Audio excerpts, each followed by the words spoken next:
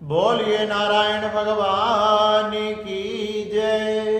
बोलिए मेरे बांके बिहारी लाल की जय। आप सभी को श्री कार्तिक मास की हार्दिक शुभकामनाएं। अब हम श्री कार्तिक मास के दूसरे अध्याय का श्रवण करने जा रहे हैं।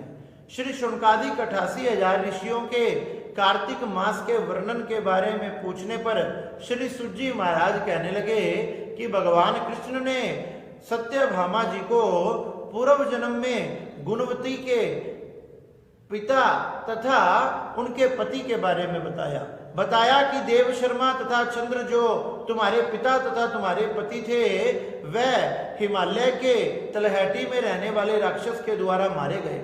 उनको मेरे पार्षद लेने आए, उनको मोक्ष तथा मुक्ति प्राप्ति हुई। जैसे ही कुछ लोगों ने देखा कि तुम्हारे पति तथा तुम्हारे पिता मारे जा चुके हैं तो तुम्हें जाकर संदेश दिया। जैसे ही गुणवती को पता लगा कि मेरे पति तथा मेरे पिता मारे जा चुके हैं, उसी समय करुण विलाप करती हुई वह मूर्छित होकर जमीन पर गिर पड़ी। कुछ समय बाद जब मूर्छा खुली, फिर से वह करुण विलाप करने लगी और अब विलाप करते करते उसके मन में विचार आया कि मैंने अपने पिता तथा अपने पति का अंतिम संस्कार कर्म क्रिया आदि करना चाहिए। अगर मैंने उनकी ये क्रिया कर्म आदि नहीं किया तो उनको गति किस प्रकार से प्राप्त होगी। यह विचार कर मन में धीरज बांधकर तथा वह फिर से विलाप करने लगी, सोचने लगी कि मेरे पति तथा मेरे पिता के बिना मेरी रक्षा कौन करेगा। हाय, मैं छोटी सी उम्र में विधवा हो गई, अभी तो मेरे विवाह को कुछ समय भी नहीं हुआ था और अभी मैं विधवा हो गई। अब मेरा पालन पोषण कौन करेगा, मेरे अन्न की व्यवस्था, मेरे जल की व्यवस्था कौन करेगा, मेरे साथ कौन रहेगा, मैं किसके साथ रहूंगी, मेरी रक्षा कौन करेगा और उनके बिना मैं जीवित कैसे रह पाऊंगी। तरह तरह की बातें उसके मन में आने लगी, वह विचार करने लगी। इस प्रकार से उसकी देह कांपने लगी, उसके सारे रोम रोम उसके रोंगटे खड़े हो गए तथा उसकी वेशभूषा का कोई ठिकाना नहीं रहा। इस प्रकार से करुण विलाप करते करते उसके मन में आया कि मैंने उनकी गति के लिए सबसे पहले तो उनका ये क्रिया कर्म श्राद्ध कर्म आदि करना चाहिए। घर में जो भी वस्तु रखी थी, आश्रम में जो भी वस्तुएं रखी थी, उस गुणवती ने उन वस्तुओं को इकट्ठा किया और उनको बेच दिया।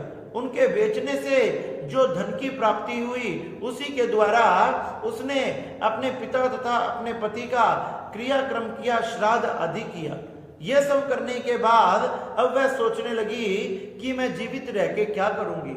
फिर उसके मन में विचार आया कि मैंने भगवान नारायण की, भगवान कृष्ण की शरण ग्रहण करनी चाहिए। वह 8 पैर भगवान नारायण की सेवा में रहने लगी। जप तप तपस्या, भगवान का नाम भजन करना, व्रत उपवास रखना, ये सब कार्य करने लगी।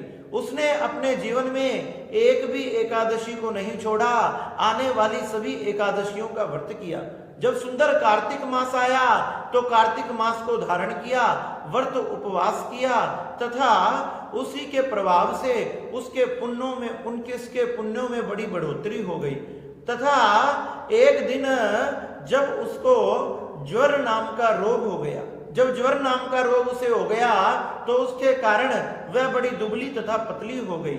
बड़ी शीत का समय था और शीत के समय में वह एक दिन गंगा स्नान के लिए जा रही थी तो उसका शरीर बहुत कांप रहा था। शरीर कांप रहा था, फिर भी वह गंगा स्नान के लिए जा रही थी कि मैंने भगवान की पूजा पाठ करनी है, इस कार्तिक मास का व्रत धारण करना है। यही विचार कर वह गंगा के किनारे गई। गंगा में किनारे जाकर जैसे ही गंगा में स्नान कर लौटने लगी तो उसका शरीर बुरी तरह कांपने लगा और देखते ही देखते उसके प्राण छूट गए। जैसे ही उसके प्राण छूट गए, मेरे पार्षद सुंदर विमान लेकर उस गुणवती को लेने आ गए।